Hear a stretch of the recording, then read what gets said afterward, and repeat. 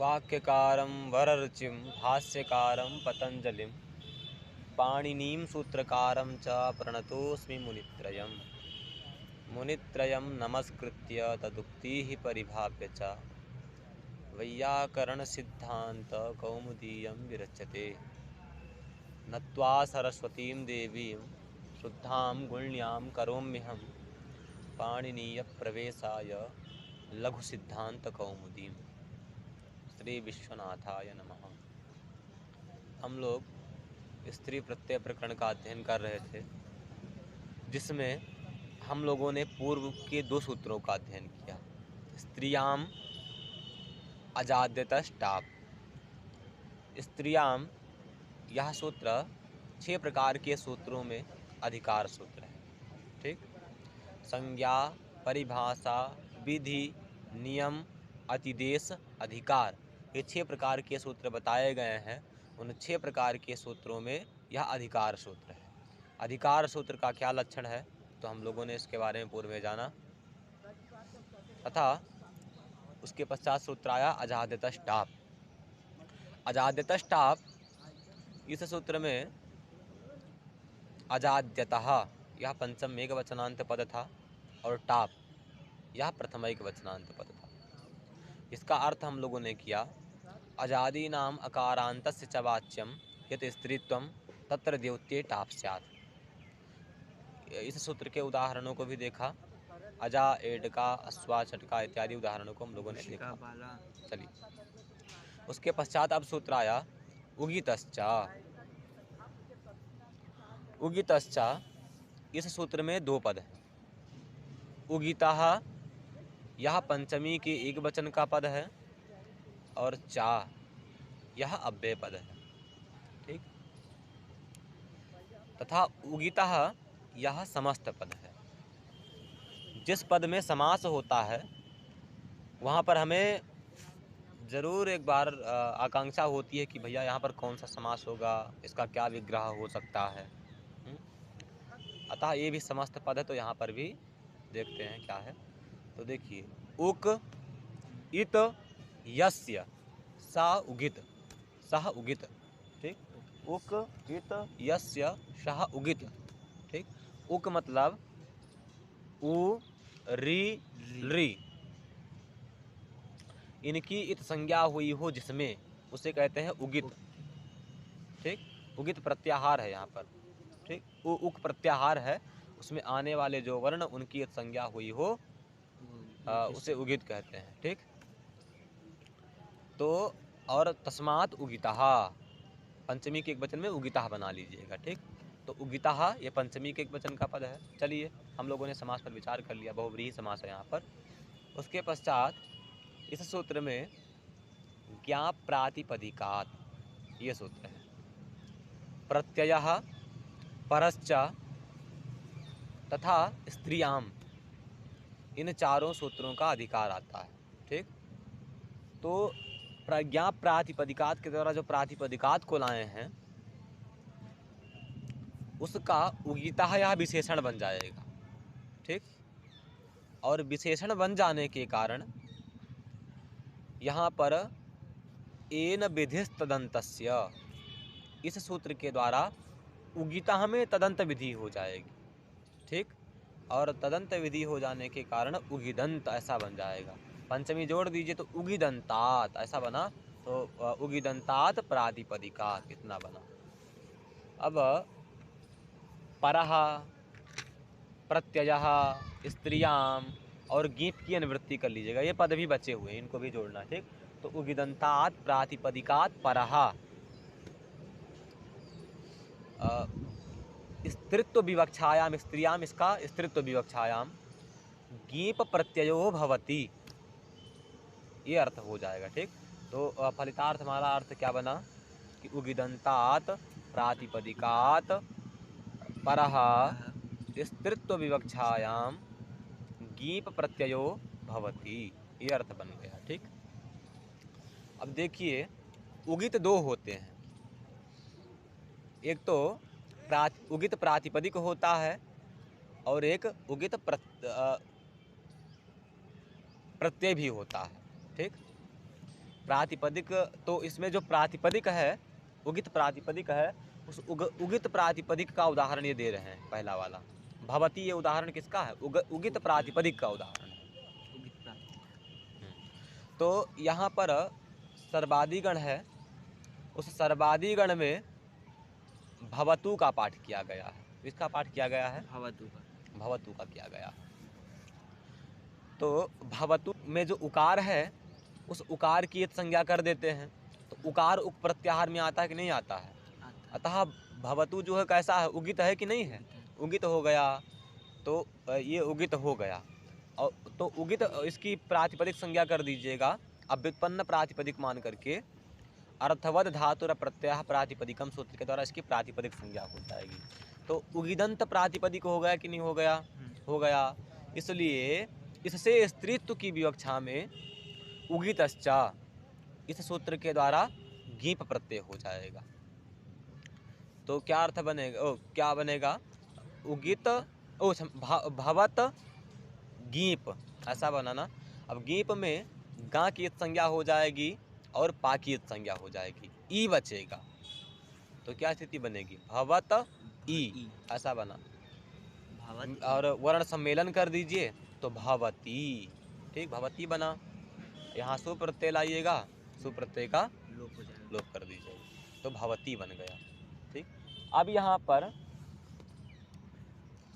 नुम इत्यादि इसलिए नहीं होता क्योंकि ये सत्रंत नहीं है, ठीक, क्षत्रिय प्रत्यांत नहीं है, सप इत्यादि नहीं हुआ, इसलिए यहाँ पर सप सेनो और नित्यम इत्यादि सूत्रों के द्वारा नुमागम नहीं होता।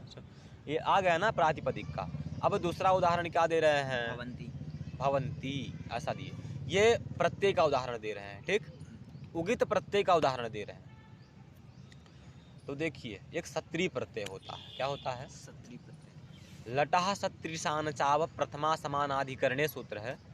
उस सूत्र के द्वारा हम सत्री प्रत्यय करते हैं और सत्री प्रत्यय में सकार की संज्ञा हो जाती है लसक्व तद्धिते के द्वारा, ठीक। तथा सत्री में जो रिकार है, उस रिकार की संज्ञा हो जाती है उपदेशे जननासिक इत सूत्र के द्वारा, ठीक। तो सत्री प्रत्यय कैसा है? यहाँ पर रिकार की संज्ञा ही हुई है कि नहीं हुई है? और वो उक प्रत्याहार में आता है कि नहीं आता है? अतः सत्री प्रत्यय कैसा हो गया? उगित हो गया, ठीक, उगित प्रत्यय हो गया।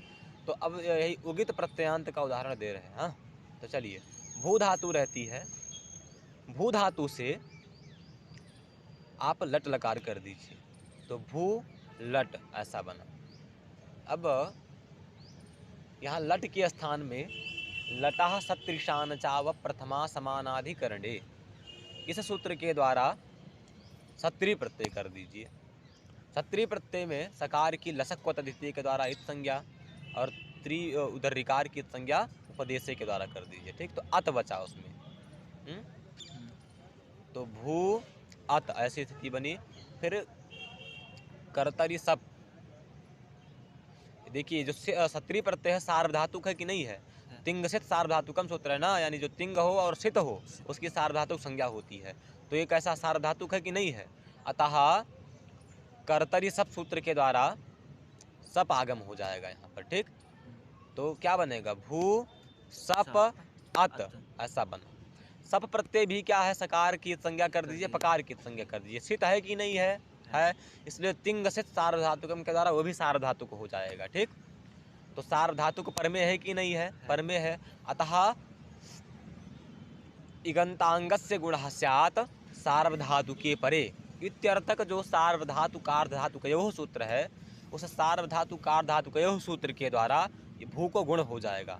तो भो आ अत, ऐसा बनाना। सप में आ ही तो बचेगा, तो भो आ अत बना। अब ये चो यवायावः सूत्र के द्वारा ओ के स्थान में अब आदेश कर दीजिए, तो भ अब आ अत, ऐसा बना। मिला दीजिए तो भव अत। अब यहाँ पर सब प्रत्यय का जो आकार है और अत का जो आकार है, इन दोनों में पररूप हो जाएगा, ठीक। मिला देंगे तो भवत बन जाएगा। भवत बन गया ना। अब ये कैसा प्रातिपदिक है? उगित है कि नहीं है? ठीक। अरे सत्री प्रत्यय था, उसमें रिकार की संज्ञा हुई इसलिए उगित हो गया। तो इसको मान करके यहाँ पर उगितश्चा, इस सूत्र के द्वारा यहाँ पर क्या हो जाएगा? गीप प्रत्यय हो जाएगा। कर लीजिए, गी प्रत्यय में क्या शेष रहता है? ईकार शेष रहता है, गकार पकार की इत संज्ञा हो जाती है। ठीक, तो भवत ई ऐसा बन गया। अब यहाँ पर सप सेनोर नित्यम सूत्र है। ठीक, सप सेनोर नित्यम के द्वारा नुम आगम कर लीजिएगा। इसका अर्थ क्या है देख लीजिएगा। तो सप सेनोर नित्यम के द्वारा यहाँ नुम कर लीजिए। और नुम कहाँ बैठता है? मिदचो अंत्यात परह सूत्र है। ठीक, परिभाषा सूत्र है। ये कहता है जो मित होता है वह अंत्य अच से पर में बैठता है। ठीक, तो यहाँ पर भवत, यहाँ पर अंत्य अच क्या है? वाह है ना, वाह में जो आ है वही अंत्य अच है और उससे पर में ही ना बैठ जाएगा। तो भव न त ई ऐसा बना। और वर्ण सम्मेलन कर देंगे तो क्या बन जाएगा? भवंती। भवंती बन गया।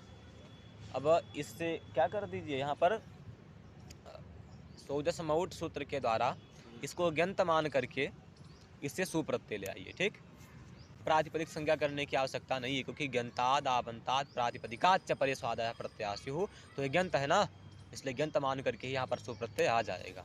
चलिए, तो अब क्या बना? भवती उभवंती सु ऐसा बना ना। अब सुप्रत्यय का हलज्ञाभ्यो दीर्घात सुति सप्रक्तम हल के द्वारा लोप कर दीजिए, तो भवंती ऐसा बन गया। ठीक, चलिए उसके पश्चात क्या दिए? पचंती। पच धातु है, पच धातु से लट लकार लाइए, फिर लटः सत्तिर्षान चाव प्रथमा समानाधिकरणे। इस सूत्र के द्वारा यहाँ पर सत्री प्रत्यय कर दीजिए। सत्री में सकार की और विकार की संज्ञा, अत बचा पच अत। फिर यहाँ पर भी सिद्ध क्या? स्थित मान करके वो सार्वधातुक है, अतः कर्तरी अर्थे सार्वधातु के परे सब प्रत्ययो भवति। इत्यर्थक जो कर्तरी सब सूत्र तब कर दीजिए। तो पच सप अत ऐसा बनाना। सकार पकार की संज्ञा, फिर वर्ण सम्मेलन कर दीजिए तो पचत बन गया ना, पचत बन गया। पर रूप कर दीजिएगा अतो गुणे के द्वारा। ठीक, तो पचत बन गया। अब इससे ये क्या ऐसा है? ये उगित प्रातिपदिक है कि नहीं है? उगित प्रत्यय है, मतलब उगित प्रत्यय की संज्ञा है, लेकिन ये उगित हो गया। ठीक, तो इससे उगित सूत्र के द्वारा गीप प्रत्यय कर दीजिएगा। तो पचत गीप ककार पकार की संज्ञा ई बचा।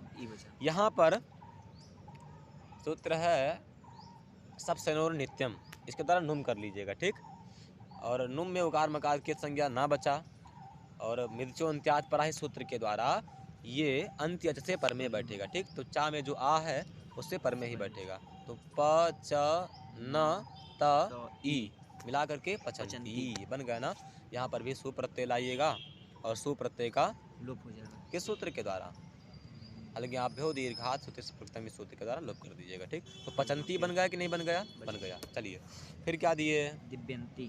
दीव्यंती। ठीक, दिव धातु है, दिव धातु से लट लकार लाइए और लटः सत्तिर्षान चाव प्रथमा समानाधिकरण के द्वारा सत्रि प्रत्यय कर दीजिए। यहाँ पर भी सकार की और रिकार की संज्ञा, रिकार की संज्ञा करने के द्वारा करने से ये उगित हो गया। ठीक, अत शेष बचता है, तो दिव अत ऐसा बनाना। अब दिव, दिव जो धातु है ना वो दिवादी गणीय धातु है, अतः यहाँ पर सप विकरण नहीं होगा। तो क्या होगा? तो यहाँ पर स्यन होगा। ठीक, क्योंकि दिवादिभ्यः स्यन, दिवादी गणीय जो धातु होती है उससे स्यन विकरण होता है। ठीक, तो यहाँ पर भी स्यन हो जाएगा। सकार की नकार की संज्ञा या बचेगा। तो दिव दिव या अत ऐसा बनाना मिला। और दिव, दिव का जो इकार है उसको दीर्घ कर दीजिए। ठीक, तो दिव या अत, उधर यकार उत्तरवर्ती जो आकार है और अत का आकार है उसमें पर रूप कर दीजिए। तो दिव्यत क्या रूप बना? दिव्यत। दिव्यत। अब यहाँ पर स्यन को मान करके सप सेनोर नित्यम के द्वारा नुम हो जाएगा। नुम में उकार मकार की संज्ञा ठीक ना बचा और अंत्यच से पर में बैठेगा। तो स्यन में जो यकार है ना, यकार उत्तरवर्ती जो आकार है वही अंत्यच है, अतः उससे पर में बैठेगा। तो दिव्य न त ई ऐसा बना ना, मिला देंगे तो क्या बन जाएगा? दिव्यंती। दिव्यंती ऐसा बना। अब इससे भी क्या कर दीजिए, इसकी इससे सोजस मोट के द्वारा सु प्रत्यय लाइए और हलज्ञाभ्यो के द्वारा सु का लोप कर दीजिए। ठीक, तो क्या बन जाएगा, दीप्यंती, ऐसा बन गया। अब देखिए जो पचंती उधर बनाए हैं ना, जो पचती बनाए हैं, पचती रूप, ये पहले उदाहरण समझ में आ गया कि नहीं आ गया है? आ गया है। अब जो पचती रूप बनाए हैं ना, वो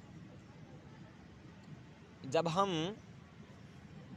भवतु को अव्युत्पन्न मानेंगे, ठीक, अव्युत्पन्न पक्ष में, यानी उसमें क्या प्रकृति है क्या प्रत्यय है इसका बोध हमें ना रहे, ऐसा मानेंगे, तब उससे जा करके प्रातिपदिक मान करके क्या होगा, गीप प्रत्यय होगा। यानी प्रातिपदिक उगित मान करके उससे गीप प्रत्यय होकर के भवती बनेगा। किंतु वहाँ पर एक सूत्र है भातेर डवतु, ठीक, उसके द्वारा हम जब डवतु प्रत्यय करके भवत को बनाएंगे तो वहाँ पर हमें पता है ना कि क्या भू धातु है, ठीक, और इससे डवतु प्रत्यय हुआ है, तब जाकर के भवतु बना हुआ है। हाँ, ऐसा जब हमें प्रकृति प्रत्यय का ज्ञान रहेगा तो उस समय डवतु में उकार की संज्ञा किए कि नहीं किए, तो उस समय हम क्या मानेंगे, इसे प्रत्यय मान करके ही करेंगे, और उस समय यहाँ पर क्या हो जाएगा, नुम इत्यादि करके भवंती रूप ही बनेगा। समझ में आया? चलिए बस इतना ही रखते हैं। श्री गुरु चरण कमलेभ्यो नमः।